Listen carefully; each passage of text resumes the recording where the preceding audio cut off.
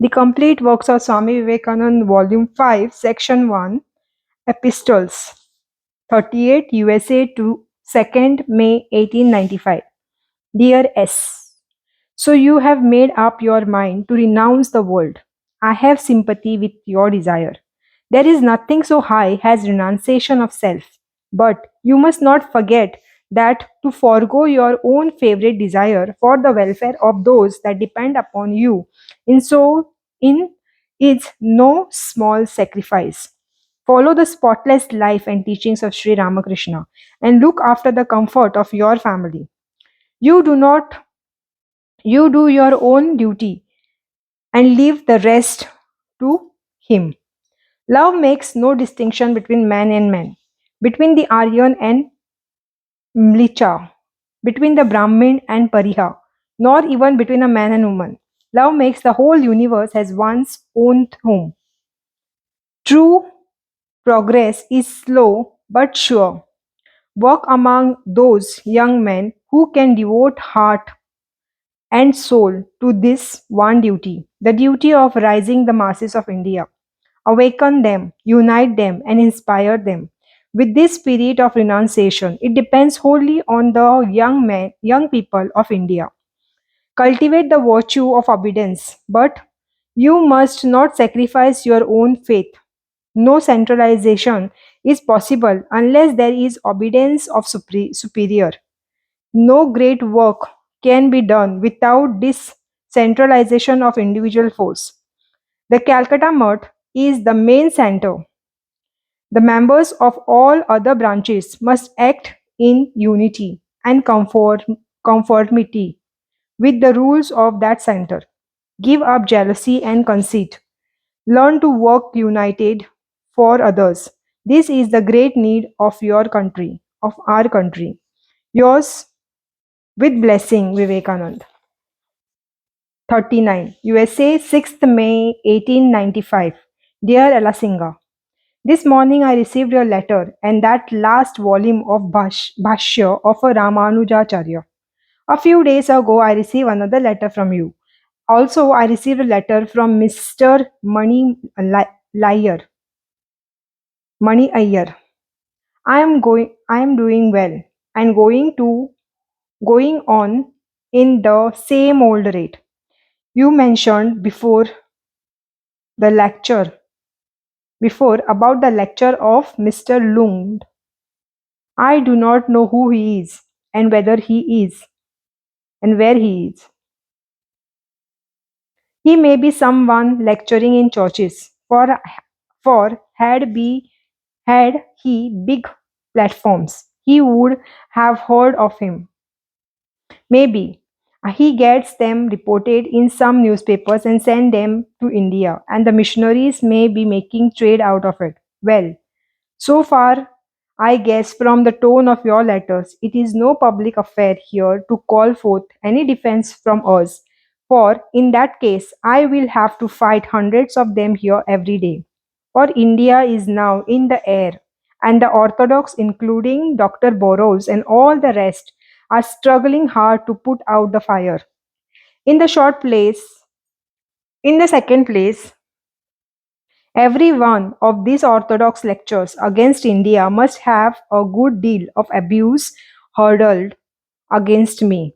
If you hear some of the filthy stories the orthodox men and women invent against me, you will be astonished.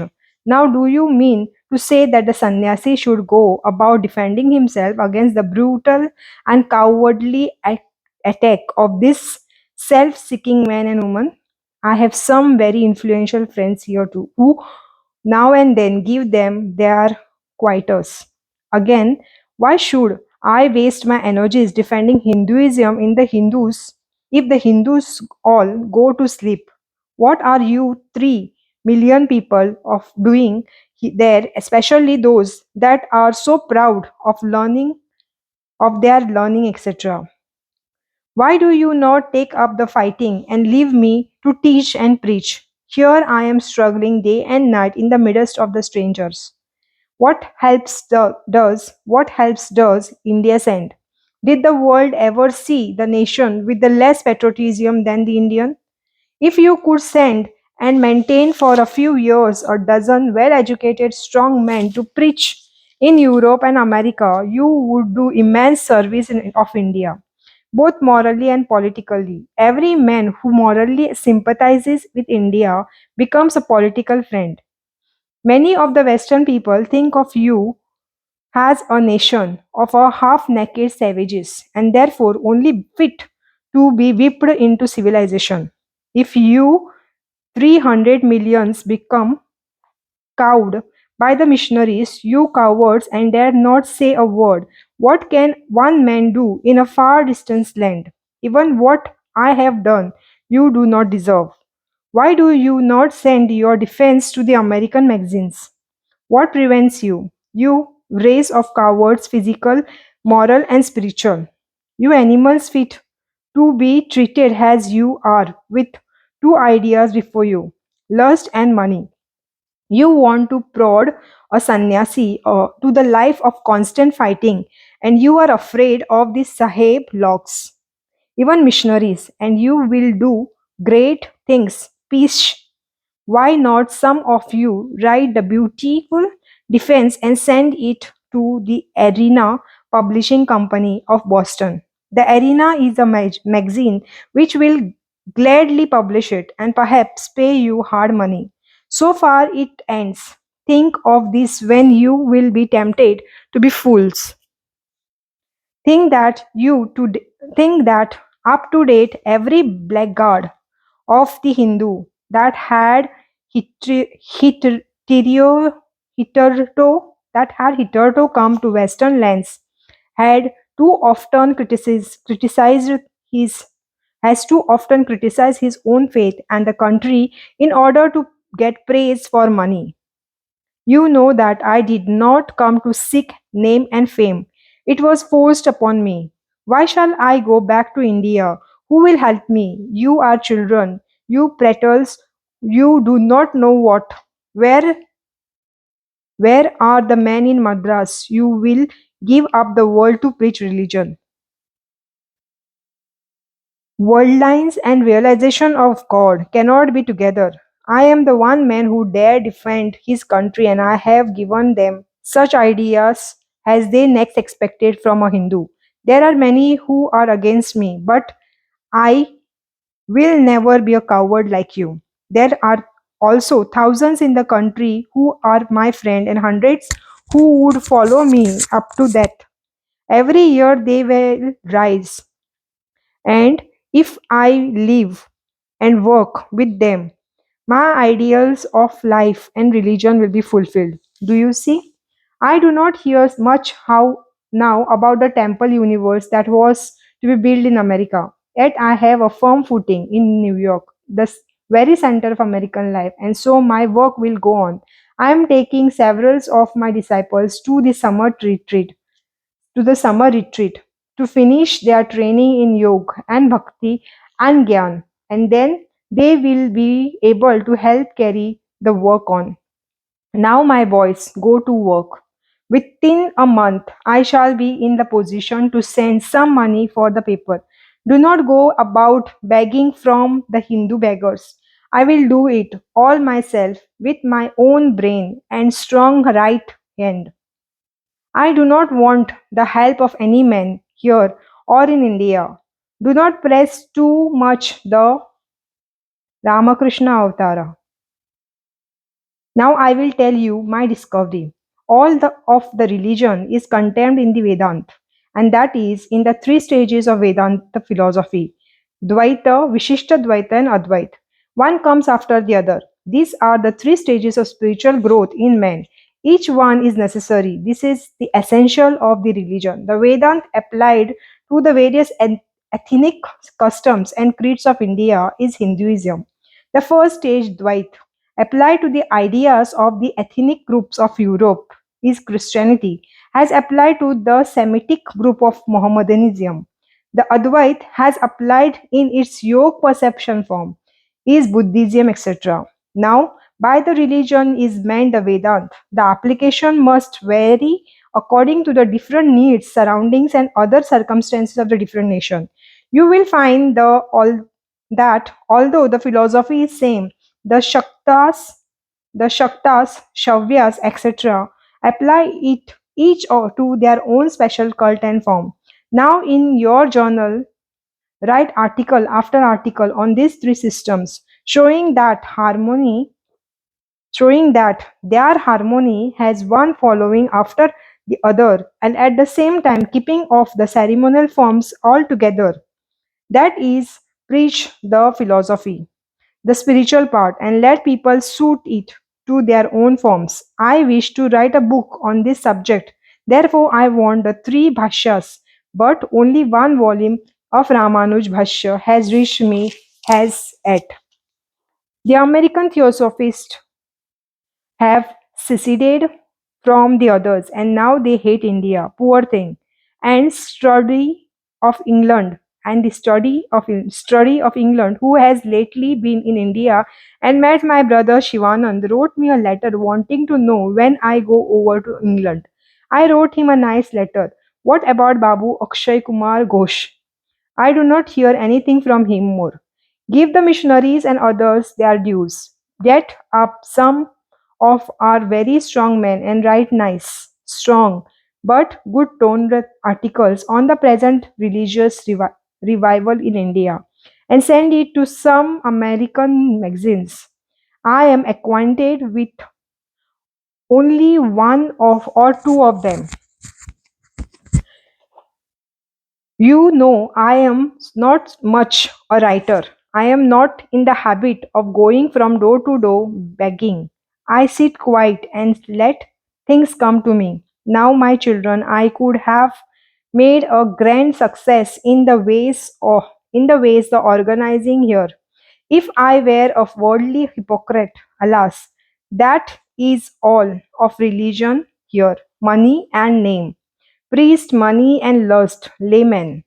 I am to create a new order of humanity here who are sincere believers in God and carry nothing for the world. This must be slow and very slow. In the meantime, you go on with your work and I shall steer my boat start ahead. The journal must be flippant but steady, calm and high toned. Get hold of the band of fine, steady writers. Be perfectly unselfish, be steady and work on will we will do great things. Do not fear. One thing more, be the servant of all, and do not try in the least to govern others. That will excite jealousy and destroy everything. Go on. You have worked wonderfully well. We do not wait for help. We will work it out, my boy. Relent. Be self-relent, faithful and patient. Do not antagonize my other friends. Live in harmony with all. My eternal love to all. Ever yours with blessing, Vivekanand. P.S. Nobody will come to help you if you put yourself forward as a leader. Kill self first, if you want to succeed. Nobody will come to help if you put yourself forward as a leader. Kill self first, it, if you want to succeed. 40. New York, 14th May 1895. Dear Alasinga, now I have got a hold on New York and I hope to get a permanent body of workers who will carry on the work when I leave the country. Do you see, my boy, all this newspaper blazoning is nothing. I ought to be able to leave a permanent effect behind me when I go, and with the blessings of the Lord, it is going to be very soon. Men are more valuable than all the wealth of the world. You need not worry about me. Lord is always protecting me. My coming to this country and all my labors must not be in vain.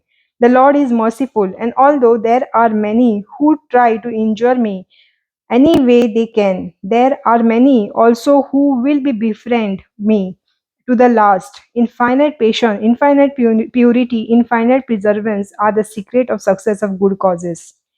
Ever yours with blessings, Vivekanand. 41. Miss Dutcher, Thousand Island Park, New York, 18th June 1895. Dear friend, a letter reached me from Mrs. Sturgis the day before she left, including a check of for $50. It was impossible to make the acknowledgement reach her the next day. So I take this opportunity to ask you the favor of sending her my thanks and acknowledgement in your next to her. We are having a nice time here, except, as an old Hindu proverb says, that a pistol must pound even if it goes to heaven. I have to work hard all the same. I am going to Chicago in the beginning of the August when you are starting. All our friends here send their respect to you, hoping you all bliss and joy and health, and every praying for the same. I remain your affectionately Vivekanand. 41, 19 W, 38th Street, New York, 22nd June 1895.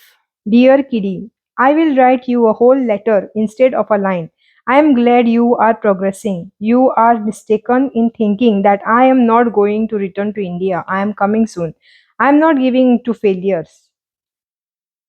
And here I have planted a seed, and it is going to become a tree, and it must. Only I am afraid it will hurt its growth if I give it up too soon. Work on, my boy. Rome was not built in a day. I am guided by the Lord, so everything will come all right in the end. With my love ever and ever to you, your sincere Vivekanand. 43 USA, 1st July 1895. Dear Alasinga, I received your missionary book and the Ramnath photo. I have returned to the Raja as well as Diwan at Mysore. The missionary pamphlet must have reached here long ago. Has the Ramabhai Circle controversy with Dr. Jens severed of it, it seems. Now you need not be afraid of anything. There is one misstatement in that pamphlet. I never went to a big hotel in this country, and very few times to any other. At Baltimore, the small hotels, being ignorant, would not take in a black man, thinking him a Negro. So my host, Dr. Vrooman, had to take me to a larger one, because they knew the difference between a Negro and a foreigner. Let me tell you, Alasinga, that you have to defend yourself. Why do you behave like babies? If anybody attacks your religion, why can't you defend it? As for me, you need not be afraid. I have more friends than enemies here. And in this country, one third are Christians, and only a small number of the educated care about these missionaries. Again, the very fact of the missionaries being against anything makes the educated like it. They are less of the power here now and are becoming less so every day. If their attacks pain you, why do you behave like petulant child and refer to me? Cowardness is no virtue. Here I have already got a respectable following. Next year I will organize it on the working basis, and then the work will be carried on. And when I am off to India, I have friends who will back me here and help me in India too. So you need not fear. So long as you shrink at the missionary attempt and jump without being able to do anything, I laugh at you. You are little dollies. That is what you are. What can Swami do for old babies? I know, my son. I shall have to come and manufacture men out of you. I know that India is only inhabited by men and unnunch. So do not freed. I will I will have to get means to work there. I do not put myself in the hands of the Epistles. You need not worry. Do what little you can. I have to work alone from top to bottom. This Atman, that is self, is not to be reached by cowards. You need not be afraid for me. The Lord is with me. You defend yourself only and show me you can do that, and I will be satisfied. Don't bother me any more with what anyone says about me. I am not waiting to hear any fool's judgment of me. You babies, great results are attained only by getting or only by great patience, great courage, Great attempts. Kitty's mind is making periodic somersaults. I am afraid. The brave alone do the brave alone do great things, not the coward. No once for all. Your faithless ones, that you faithless ones, that I am in the hands of the Lord. So long as I am pure and his servant, not the hair of my head will be touched. Do something for the nation, then they will help you. Then the nation will be with you. Be brave, be brave. Man dies but once. My disciples must not be coward. Ever you with love. Vivekanand. 44,000 Island Park, 29 July 1895.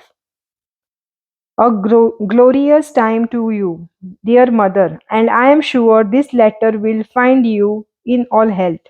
Many thanks for the $50 you sent. It went a long way. We have had such a nice time here. Two ladies came up all the way from Detroit to be with us here. They are so pure and good. I am going from the Thousand Island to Detroit and thence to Chicago. Our class in New York is going on, and they have carried it bravely on, although I was not there. By the by, the two ladies who have come from Detroit were in the class, and unfortunately were merely frightened with important importance and other person of that like. They have been taught to put a little salt, just a little, in burning alcohol, and if there is a black precipitate if if there is a black precipitate, that must be impurities, showing the presence of imps. However, these two ladies had too much fright from the imps. It is said that these imps are everywhere, filling the whole universe. Father Legit must be awful downcast at your absence, as I did not hear from him up to late. Well, it is better to let grief have its way, so I do not bother him any more. Aunt Jo must have had a terrible time at sea. All is well that ends well. The babies must be enjoying their stay in Germany very much. My shiploads of love to them. We will here send you love, and I wish you a life that will be like a torch to generations to come. Your son Vivekanand. 45 Miss Dutcher, Thousand Island Park, July 1895. Dear Mother, I am sure you are in New York by this time. That is not very hot there now. And that is not very hot there now. We are having great times here. Mary Lou's arrived yesterday. So we are excited excitedly seven now, including all that have come at. All the sleep of the world has come upon me. I sleep at least 2 hours during the day and sleep through the whole night as a piece of log. This is a reaction, I think, for from the sleeplessness of New York. I am also writing and reading a little and have a class every morning after the breakfast. The meals are being conducted as a strictest vegetarian principle, and I am fasting a good deal. I am determined that certain pounds of my fat shall be off before I leave. This is the Methodic's place, and they will have their camp meeting in August. And they will have the camp meeting in August. It is very beautiful spot, but I am afraid it becomes too crowded during the season. Miss Joe Flybite has been cured completely by this time, I am sure. Where is mother? Kindly give her my best regard when you write her next. I will always look back upon the delightful time I had at Portsea and always thank Mr. Legit for the treat. I shall be able to go to Europe with him when you meet him next time. Kindly give him my eternal love and gratitude. The world is always better by love of likes of him. Are you with your friends, Mrs. Dora? Long German name. She is noble soul, a genuine Mahatma, great soul. Kindly give her my love and regards. I am in a sort of sleepy, lazy, happy state now, and do not seem to dislike it. Mary Louise brought a little tortoise from New York, her pet. Now arriving here, the pet found himself surrounded with his natural element. So, by dint of persistent tumbling and crawling, he has left the love and fondling of Mary Louise far, far behind. She was a very sorry at first, but we preached liberty with such a vigor that she had to come over quickly. Or may the Lord bless you and yours for ever and ever is the constant prayer of Vivekanand. P.S. Jojo did not send a breech bark book. Mrs. Bull was very glad to have one, and I had sent her. I had a large number of very beautiful letters from India. Everything is all right there. Send my love to the babies on the other side. The real innocent abroad. Vivekanand. 46 Mrs. Dutchler, Thousand Island, New York, 7th July 1895. Dear friend, I see you are enjoying New York very much. So excuse my breaking into your Riviera with the letter. I had two beautiful letters from Miss MacLeod and Mrs. Sturgis. Also, they sent over two pretty Brinch bark books. I have filled them with Sanskrit text and translations, and they go by today's post. Mrs. Dora is giving, Mrs. Dora is giving, I hear, some startling performance in the Mahatma line. Mrs. Dora is giving, I hear, some startling performances in Mahatma line. Since leaving Percy, I have invitation to come over to London from unexpected quarters, and that I look forward to with great expectations. I do not want to lose these opportunities of work in London, and so your invitation, coupled with the London one, is, I know, a divine call for further work. I shall be here all this month, only have to go to Chicago for a few days sometimes in August. Don't fret, Father Legit. Don't fret, Father Legit. This is the best time for expectations when sure in love. Lord bless you ever and ever. May all happiness be yours forever, as you richly deserve it.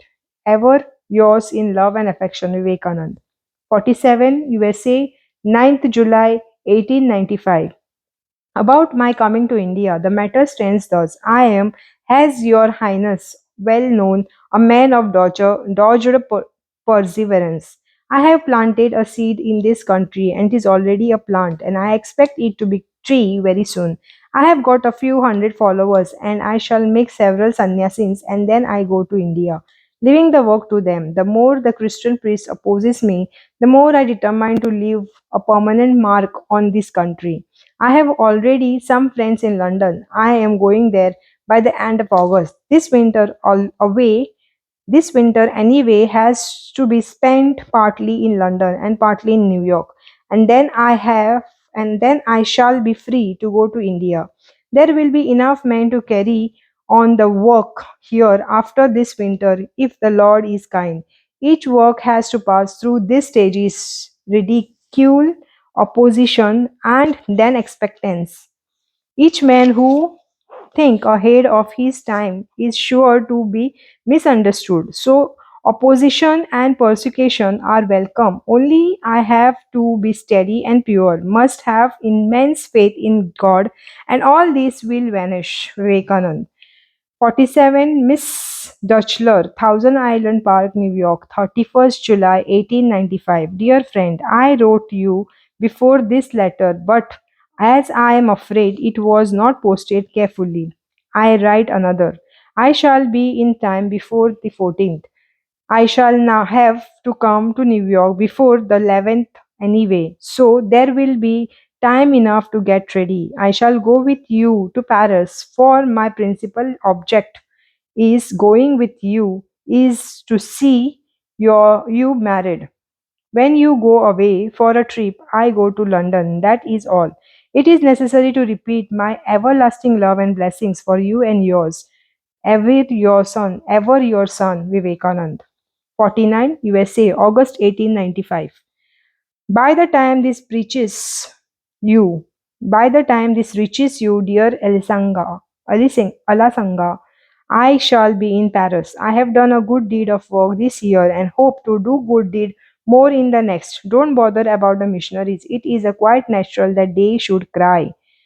Who does not when his bread is dwindling away? The missionaries' funds have got a big gap the last 2 years, and it is on the increase. However, I wish the missionaries all success. So long as you have love for God and Guru and faith in truth, nothing can hurt you. And my son, but the loss of any of those is dangerous. You have remarked well. My ideas are going to work in the West better than in India. I have done more for India than India ever did for me. I believe in truth. The Lord send me workers by the score wherever I go, and they are not like the disciples either. They are ready to give up their lives for their gurus. Truth is my God. The universe my country. I do not believe in duty. Duty is the cause of the samsari. Duty is the cause of the samsari, that is household, not for the sannyasin. Duty is a humbug. I am free. My bounds are cut. My bonds are cut. What care I where this body goes or does not go? You have helped me well right now, for long. The Lord will reward you. I sought praise neither from India nor from America, nor do I seek such bubbles. I have a truth to teach. I, the child of God, and He that gave me the truth will send me fellow workers from in earth's bravest and best. You Hindus will see in few years that the Lord goes in the west. You are like a Jewish of old dogs in the manger. Old dogs in the manger who either eat nor allows others to eat. You have no religion. Your God is the kitchen. Your Bible is the cooking pots. You are the few brave lads. Hold on, boys. No cowards among my children. Are great things ever done smoothly? Time, patience, and idomination, idominable will must show. I would I could have told you many things that I could have told you many things that would have made your heart leap, but will not. I want iron wills and hearts that do not know how to quake. Hold on. The Lord bless you. Ever yours with blessing, Vivekanand. 50. Thousand Island Park, August 1895. Dear Mrs. Bull, now here is another letter from this Mr. Studdy. I send it over to you. See how things are being prepared ahead. Don't you think this coupled with Mr. Liget's invitation has a divine call? I think so, and am following it. I am going to by the end of August with Mr. Liget to Paris, and then I go to London. What little can be done for my Breton and my work is all the help I want from you now. I have done my duty to my people fairly well. Now that for the world that gave me this body, the country that gave me the ideas and the humanity which allows me to be one of them. The older I grow, the more I see behind the idea of the Hindus that man is the greatest of all beings. So says the Mohammedans too. The angels were asked by Allah to bow down to Adam. Iblis did not, and therefore he became Satan. Iblis did not, and therefore he became Satan. This earth is higher than all heaven. This is the greatest school of the universe, and the Mars or the Jupiter, people cannot be higher than he, because they cannot communicate with us. The only so called higher being are the departed, and these are nothing but the men who have taken another body. This is finer, it is true, but still the man's body, with hands and feet and so on. And they live on this earth in another Akash, without being absolutely invisible. They also think and have consciousness and everything else like us. So they also are men, and so are the devas, the angels. But man alone becomes God, and they all have to become men again in order to become God. Yours, Vivekanand, 51, Hotel Continent, 3 Rue Castiglione, Paris, 26 August 1895. Tat Sat. Dear friend, I arrived here day before yesterday. I came over to this country as a guest of the American friend who is going to be married very in here next week. I shall have to stop here with him till that time, and after that I shall be free to come to London, eagerly anticipating the joy of meeting you. Ever yours in set, Vivekanand. 52, Paris, 9th September 1895. Dear Alasanga, I am surprised you take so seriously the missionaries. Nonsense. If the people in India want me to keep strictly to my Hindu diet, please tell them to send me a cook and money enough to keep him. This silly bosim won't, without a mite of real help, makes me laugh. On the other hand, if the missionaries tell you that I have ever broken the two great vows of the sannyasi, chastity and poverty, then tell them that they are big liars. Please write to the missionaries, asking him categorically to write to you what misdemeanors he saw in me, or give me you the name of his informant and whether the information was first hand or not. That will settle the question and expose the whole thing. As for me, mind you, I stand at nobody's detection. I know my mission in life and no Calvinism about me. I belong as much to India as to the world. No humbugs about. I have helped you all I could. You must now help yourself. Your country has any special claims on me. Am I any nation's slave? Don't talk any more silly nonsense, you faithless atheist. I have worked hard and sent all the money I got to Calcutta and Madras, and then after doing all this, stand their silly dictation. Stand their silly dictations. Are you not ashamed? What do I owe to them? Do I care a fig this for their praise or fear their blame? I am the singular man, my son. Not even you can stand me at. Do your work if you cannot stop, but do not try to boss me with your nonsense. I see a greater power than man or God or devil at my back.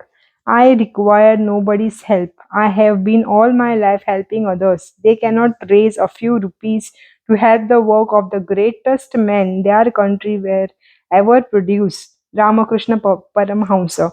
And they talk nonsense and want to dictate to a man from whom they did nothing and who did everything he could for them. Such is a ungrateful world.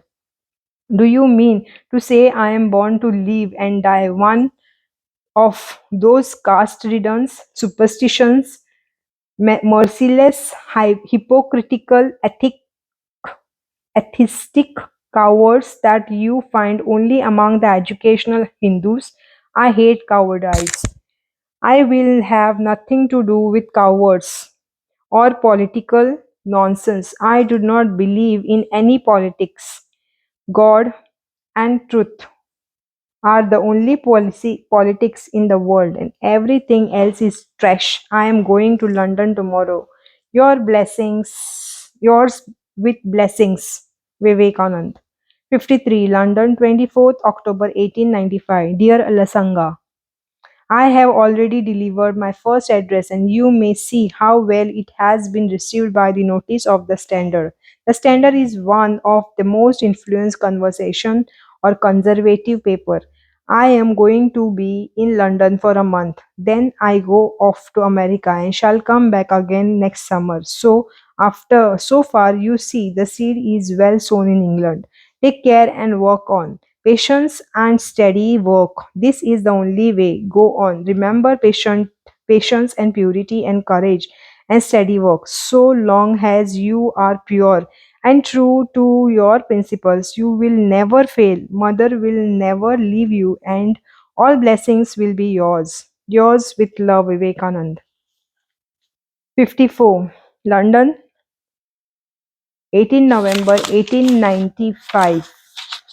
Dear Alasanga, in England, my work is really splendid. I am astonished myself at it. The English people do not talk much in the newspapers, but they work silently. I am sure to of more work in England than in America. Bands and bands come, and I have no room for so many, and so they squat on the floor, ladies and all. I tell them to imagine that they are under the sky of India, under a spreading banyan tree, and they like the idea, and I shall go on away next week, and they are so sorry. Some think my work here will be hurt a little if I go away so soon. I do not think so. I do not depend on men or things. The Lord alone I depend upon, and He works through me. Please, everybody, without becoming a hypocrite and without being a coward, hold on to your own ideas with strength and purity, and whatever obstruction may now be in your way, the world is bound to listen to you in the long run. I have no time. I have no time even to die. As a Bengali say, I work, work, work, and earn my own bread and help my country. And this alone this all alone, and then get only criticism from friends and fears for all that. Well, you are but children's. I shall have to bear everything. I have sent for Sannyasin from Calcutta and shall leave him to work in London. I want one more for America, and I want my own name, my own man and I want my own man. Guru Bhakti is the foundation of all spiritual development. I am really tired from incessant work, and any other Hindu would have died if he had to work as hard as I do. I have to. I want to go to India for the long rest. Ever yours with love and blessing, Vivekanand.